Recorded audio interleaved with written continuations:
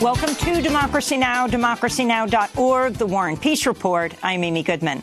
Secretary of Defense James Mattis announced he'll resign at the end of February while publicly rebuking President Trump's foreign policy. His resignation comes one day after President Trump ordered the withdrawal of all 2,000 U.S. troops from Syria and half the troops, that's 7,000 troops from Afghanistan. In his resignation letter, the four-star general implicitly criticized President Trump's foreign policy. Mattis wrote, quote, "My views on treating allies with respect and also being clear-eyed about both malign actors and strategic competitors are strongly held and informed by over 4 decades of immersion in these issues. We must do everything possible to advance an international order that's most conducive to our security, prosperity, and values, and we're strengthened in this effort by the solidarity of our alliances."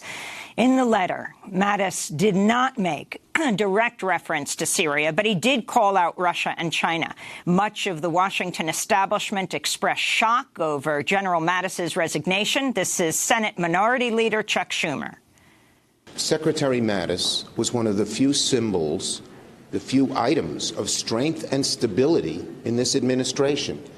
Everything that indicates stability, everything that indicates strength, everything that indicates knowledge is leaving this administration. General Kelly, General Mattis, so many others. McMaster, exactly. There is chaos now in this administration. President Trump first said that Mattis was retiring. But when the letter came out that Mattis wrote, it was clear he was resigning over Trump's foreign policy. We'll have more on this story with author and retired Colonel Andrew Bacevich after headlines. With the clock ticking, it's still unclear whether Congress and President Trump will come to an agreement that would avert a partial government shutdown. On Thursday, President Trump said he would not sign the stopgap spending measure passed in the Senate Wednesday, as it did not include funding for his $5 billion U.S.-Mexico border wall, which he always insisted Mexico would pay for. Thursday, the House passed a new version of the spending bill, which included the border wall funding, but it's expected to be rejected in the Senate today. In a video address, Trump compared his proposed wall to the separation wall in Israel and the occupied Palestinian territories. I am asking Congress to defend the border of our nation for a tiny fraction of the cost. Essential to border security is a powerful physical barrier. Walls work, whether we like it or not. They work better than anything. In Israel, 99.9% successful. Think of it. I spoke to Benjamin Netanyahu, Prime Minister, 2 days ago. We were talking about it. He said it's 99.9. I mean, he came up. I didn't ask. I said 99.9% successful. If no deal is reached, the government will go into partial shutdown at midnight tonight. Some of the agencies that will be most affected by the possible shutdown include those dealing with Homeland Security, law enforcement, national parks, transportation, and housing. Hundreds of thousands of government workers will not be paid if that shutdown happens. President Trump now says if the shutdown occurs, it's the Democrats' fault. Last week, he said he was proud to own the government shutdown if the wall isn't funded. Reports emerged Thursday that acting U.S. Attorney General Matt Whitaker refused to heed the advice of a Justice Department ethics official who said Whitaker should recuse himself from overseeing Special Counsel Robert Mueller's Russia probe. While Whitaker was not legally required to recuse himself, he was advised to do so because of the possible appearance of a conflict of interest based on Whitaker's past public remarks against the Mueller inquiry. He once referred to the probe as a witch hunt.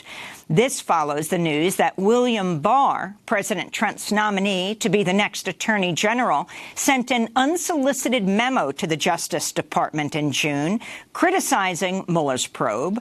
Barr stated in the memo that Trump did not obstruct justice when he asked former FBI Director James Comey to drop his investigation into former National Security Advisor Michael Flynn. Trump went on to fire James Comey. The Trump administration announced Thursday it'll start sending asylum seekers who enter the U.S. on the southern border back to Mexico while they wait for the outcome of their claims. The new policy was apparently imposed on the Mexican government by the United States. Mexico's agreed to allow Central American migrants to work and travel within Mexico while waiting on the U.S. asylum process. Under the current system, it can take months or even years to process asylum claims. Homeland Security Secretary Kirstjen Nielsen announced the new policy at a heated congressional hearing where she was asked by Democratic Congressmember Hank Johnson, do you view those who call illegal aliens to be human or subhuman? Do you view those who you call illegal aliens to be human or subhuman? Illegal aliens are human, sir. In more news from the Trump administration, the Treasury Department announced Wednesday it'll lift sanctions on Russian oligarch Oleg Deripaska's businesses. The companies were sanctioned in April after Deripaska was accused of, quote, threatening the lives of business rivals, illegally wiretapping a government official, and taking part in extortion and racketeering, unquote. Deripaska himself will still be subject to sanctions. Deripaska, who has close ties with Russian President Vladimir Putin, has appeared in special counsel Robert Mueller's investigation into Russian election interference in connection with his dealings with former Trump campaign chair Paul Manafort. The Justice Department has charged 2 Chinese nationals in a worldwide 12-year hacking campaign that included the U.S. government and military as targets. The hackers are said to be part of a network connected to Chinese intelligence and successfully penetrated multiple government agencies, the U.S. Attorney's Office in New York, NASA, and the Navy, among others. The personal information of more than 100,000 Navy personnel was reportedly stolen in the cyber attack. In California, Yemeni mother Shaima Suila has reunited with her dying 2-year-old son after being granted a State Department waiver from President Trump's travel ban earlier this week. The toddler, Abdullah Hassan, is in Oakland Children's Hospital with a rare brain disease. Both Abdullah and his father, Ali, are U.S. citizens, but the mother, Shaima Suila, is a Yemeni citizen living in Egypt. Yemen is one of the 5 majority Muslim countries whose citizens are barred from entering the U.S. under Trump's executive order. This is attorney Banan Alakras speaking as Suila landed at the San Francisco airport. Let's be clear. Issuance of her visa this week was not an act of kindness on their part. The Embassy and Department of State had a legal obligation to adjudicate Shaima's waiver request within a reasonable amount of time, and they failed on that obligation. The result of that failure is that a dying 2-year-old boy has suffered for the last 2 months without his mother by his side. Court has acquitted 40 NGO workers, including citizens from the U.S. and other countries, after a retrial of a case dating back to 2013, when 43 people were arrested and convicted of illegally using foreign funds to stir up opposition to the former military government. Many of the foreign defendants, including 15 Americans, left Egypt after posting bail in 2013 and were sentenced in absentia. At a Christmas address at the Vatican today, Pope Francis pledged the Catholic Church will never again cover up sexual abuse and said clergy members who are guilty of sexually abusing children should turn themselves in. He added they should, quote, prepare for divine justice, unquote. The Catholic Church has been rocked by the ongoing sexual abuse crisis over the past year, which reached all the way to Pope Francis's inner circle, with 2 cardinals last week being removed as his close advisors and a third stepping down. Top members of the clergy were expelled or resigned in countries around the world. In May, every bishop in Chile offered their resignation as the scandal exploded there. Here in the U.S., a Pennsylvania grand jury investigation revealed systematic, widespread sexual abuse in the church. The Justice Department has opened investigations into several dioceses around the country. In Britain, Gatwick Airport has started to resume flights after drone sightings on Wednesday and Thursday shut down service for over a day, causing passenger chaos as flights were canceled, postponed, or rerouted.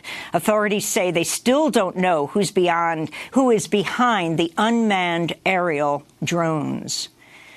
In environmental news, Washington, D.C., City lawmakers voted unanimously on a clean energy bill mandating 100% renewable electricity by 2032. The legislation also requires public transportation and fleet vehicles achieve zero carbon emissions by 2045. The mandate would apply to government buildings in the Capitol, including the White House. The Trump administration's been blasted by environmental groups for feverishly rolling back emissions limits and other environmental regulations. And in France, 4 environmental groups are planning possible legal action against the government for failing to effectively respond to climate change. This is the director of Greenpeace France. We are issuing a legal complaint against the French government because we think that the French government doesn't do enough to tackle climate change. So this is why we are trying to sue the French government to ensure that they can ramp up their ambition in terms of fighting climate change, which is not the situation right now. That's Jean-François Julliard. Over 1.2 million people had signed an online petition as of Friday morning in support of the legal action. The government of France, President Emmanuel Macron, has come under fire before for its response to the climate crisis. In August, the French Environment Minister, Nicolas Hulot, resigned live on a radio show due to the country's failure to adequately address climate change and other environmental threats, he said. And those are some of the headlines. This is Democracy Now!, democracynow.org, The War and Peace Report. I'm Amy Goodman.